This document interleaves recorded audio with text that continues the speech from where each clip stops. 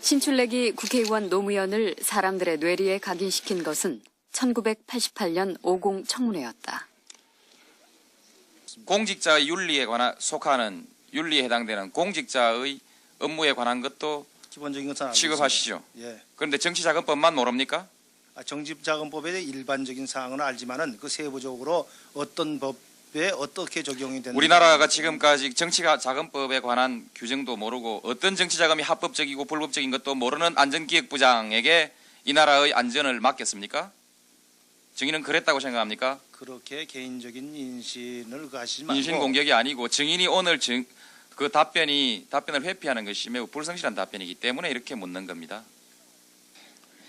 전경련은 법률이나 금융정책이나 조세정책 또는 토지정책 등에 있어서 상당한 영향력 행사를 위해서 정부나 이회나 정당을 상대로 교섭을 하고 있는 것은 사실입니까? 아직까지는 우리나라 의회 정치가 제대로 안 됐기 때문에 주로 정부를 상대로 했습니다. 네, 정부를 주로 상대했습니다. 네. 그거야 그렇죠. 칼자루를 정부가 오로지 쥐고 네, 있고 그렇습니다. 의회 이거야 뭐 바위저고리였으니까요. 뭐 여지껏은 그랬습니다. 거침없는 그의 논리는 하루아침에 그를 청문회 스타로 만들었다. 그런 국민의 비난을 누가 책임질 겁니까? 아니 본의원은 아직까지 풀리지 않은 의혹이 엄청나게 남아 있습니다. 그리고 이제 과거에 힘 좀 있다고 모든 걸 자기 임의로 다 숨겨놓고 밝혀주지 않던 것을 국민들에게 이제 다 밝힐 수 있어서 여러 가지 시행착오가 있음에도 불구하고 긍정적이라고 생각하고. 하지만 정치 신인의 기대와는 달리 파행으로 끝나고만 50 청문회. 당시 5월 22일 자위권 발동도 가능하다는 겸사령부의 작전 지침이 지휘계통을 통해 전달된 것으로 현지 지휘관들이 자위권 행사에 갑작스런 유명세 이후 그가 느낀 건 현실 정치의 높은 벽이었다. 겸사령부 등의 그리고 이는 시작에 불과했다. 통일민주당 총재 김영삼, 그리고 신민주공화당 총재 김종필, 우리 세 사람은 민주, 번영, 통일을 이룰 새로운 역사의 장을 열기 위해 오늘 국민 여러분 앞에 함께 섰습니다. 거대 여당의 탄생과 함께 6공화국의 정치 판도를 바꾼 3당 합당.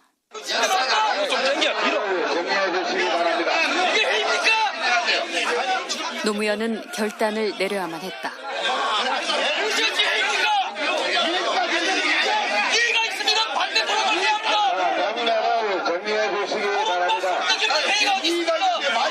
토론과 설득이 없는 애도 있으니까 신당 창당 만세 성찰하겠습니다. 만세!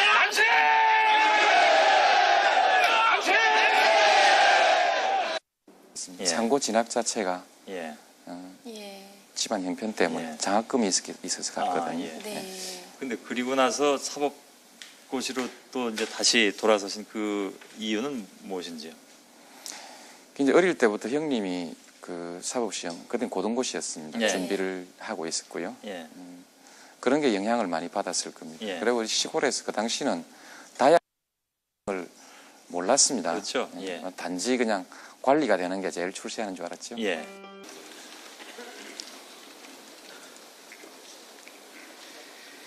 존경하는 의원 여러분, 그리고 국무위원 여러분, 부산 동구에서 처음으로 국회의원이 된 노무현입니다. 국무위원 여러분, 저는 별로 성실한 답변을 요구 안 합니다. 성실한 답변을 요구해도 비슷하니까요. 제가 생각하는 이상적인 사회는 더불어 사는 사람 모두가 먹는 것, 입는 것 이런 걱정 좀 안 하고 더럽고 안 입고 꼬라지 좀 안 보고 그래서 하루하루가 좀 신명나게 이어지는 그런 세상이라고 생각을 합니다. 만일 이런 세상이 좀 지나친 욕심이라면은 적어도 살기가 힘이 들어서 아니면 분하고 서러워서 스스로 목숨을 끊는 그런 일은 좀 없는 세상 이런 것이라고 생각합니다. 그동안에 그리고 또 한 번의 결심. 죄송합니다. 잘하십시오. 3당 합당을 거부한 노무현은 김영삼 총재의 곁을 떠난다. 총장님 잘하십시오. 동시에 정치적인 고난도 시작됐다. 한 10년 더.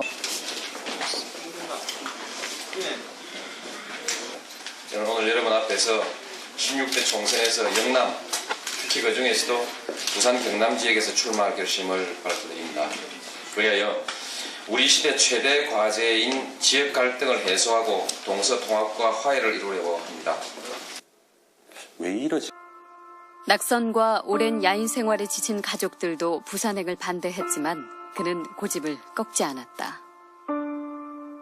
저는 사실 이번에는 내려가는 게 아니고 이번에는 한 번만 더 종로서 하고 싶었어요.